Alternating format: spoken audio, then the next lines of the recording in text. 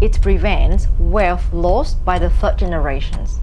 So instead of inheriting cash that can vanish, children inherit structure systems. It turns inheritance into a leadership school. So I think this part is very interesting part because everyone wants to talk about the Rockefeller Waterfall Wealth Structure. So I will break down in specific point by point, so easier for you to keep track.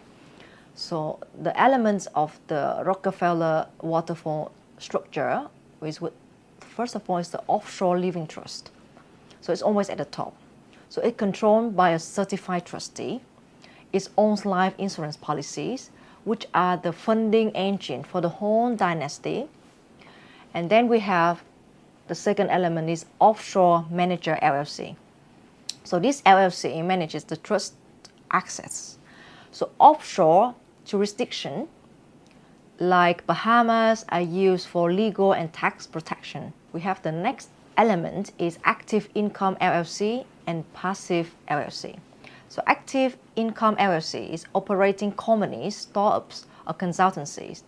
Passive income LLC, as we said in many episodes, is about real estate, royalties, dividends, long-term investments. So these are separated for liabilities protection and cash flow clarity.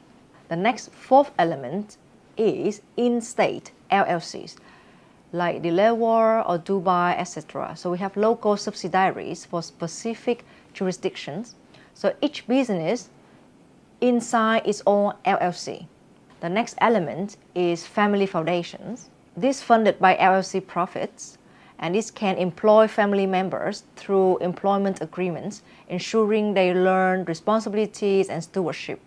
It also creates reputations, influence, and tax benefits. So waterfall effects is the last element.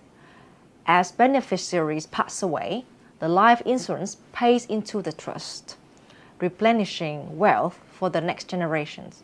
The trust then keeps funding LLCs and foundations. So this cycle repeats endlessly like a waterfall, ensuring the dynasty never runs dry. So this is the whole magic where it begins. Trust equals vault. Wealth is preserved and rules are enforced. LLCs equal engines. So wealth is created and protected by separating risk. So insurance equal refuel mechanism. Every generation refuels the trust with new payouts.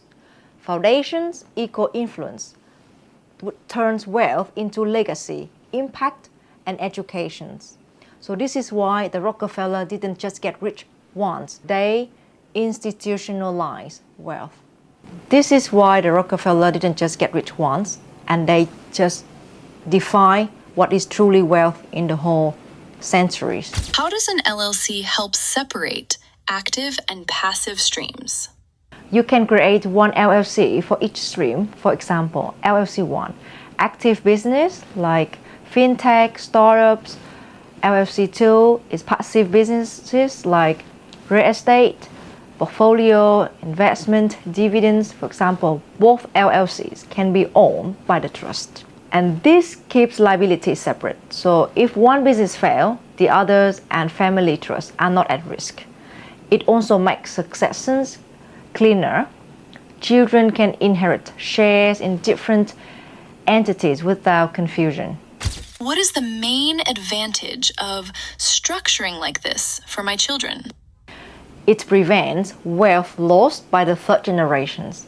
So instead of inheriting cash that can vanish, children inherit structure systems. A trust with clear rules, responsibilities to entitlement. LLCs, generating income, active and passive.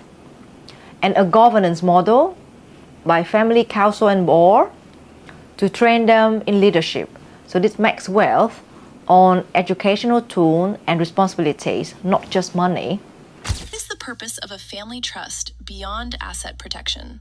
So a trust enforces values and rules across generations instead of giving heirs direct control. You build a governance system, milestones For example, graduate, start a business, contribute to society, unlock access.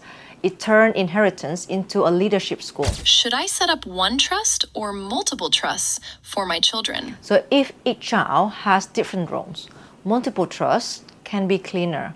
For example, one trust may hold business shares, another may fund educations, and another may handle philanthropy. A dynasty often use master trust plus subtrust for flexibility.